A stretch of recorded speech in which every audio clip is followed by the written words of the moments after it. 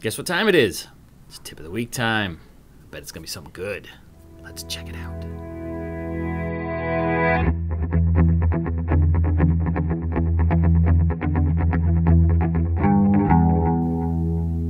Well, I know you're asking yourself, what kind of life-changing tip can Brian show me this week?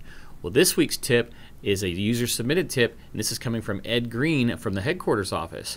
And Ed sent in an email saying, why don't you show people the Find a Contact feature in Outlook? And I said, that is awesome. That's a great little feature.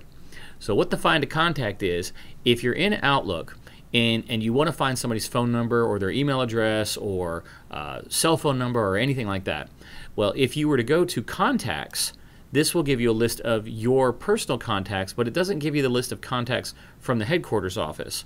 So I know what a lot of people end up doing is they end up actually starting a new mail message. Then they'll go to the To field and they'll look somebody up, like I'll look myself up here. I'll look up Smedley, and then I will assign that to the To field just to get the name in the To field so that I can hover over the name and then see what the person's email address is, send them an instant message, or go find out what all their phone numbers are. Then I just throw the email away because I didn't really need the email, I just wanted the phone number. Well, there is a tool built into Outlook, and it gets so easily overlooked by people. No matter what page in Outlook you're in, whether you're looking at mail or you're looking at your calendar or your contacts or your notes or your tasks, it doesn't matter. Right up here in the upper right hand corner is a little box that says Find a Contact.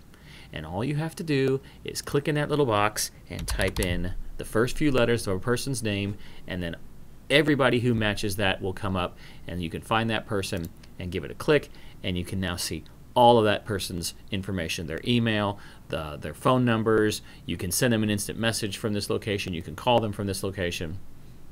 So if I were to put in somebody's first name, if I put in Henry, then I will see everybody whose name has Henry in it, and not just their first name like Henry Moore or Henry Sluss, but also the last name like Ann Henry or Carla Henry. So you can type in a person's first name or you can type in their last name. Now there is one catch to this. There's a search limit of 30 on the return list. So if I were to type in John, there are way more Johnsons and people with the first name of John than 30 people in this company. So it's only going to show you the first 30. That is kind of a limit. So if you want to make sure that you get as close to the individual as possible, the more letters you type in, the shorter that return list is going to be. So if I type in Smith K, then I'm going to get everybody whose last name is Smith but begins with the letter K. So the more letters you feed it, the more precise it is. Now, if you don't know the person's first name, look, all I know is it was John something, and I type in John, I know there's a lot of entries there I'm not seeing. Well, if that's the case, then you may want to go below this Find a Contact field and click the address book. And this will get you directly into the corporate address book where I could type in something like John, hit go, and I will see everybody who has John in their name, not only just a first name, but also as a last name. So if you know the person's name precisely, or their name is unique enough, so if I type in CRUT, there's only one person in this company whose name has CRUT in it. I can click on that and get all of that information. But if it's a little more generic, you might want to go for the address book and key it in here. And that way you'll get all of the entries for that person.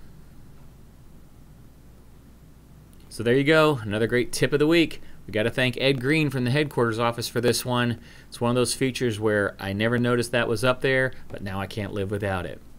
If you have one of those can't live without it tips, please email it to me at the email address. Where's the email address? Oh, there it is. At the email address right here on the screen, and I will make sure that I put it up on the next tip of the week. Have a great one. Bye.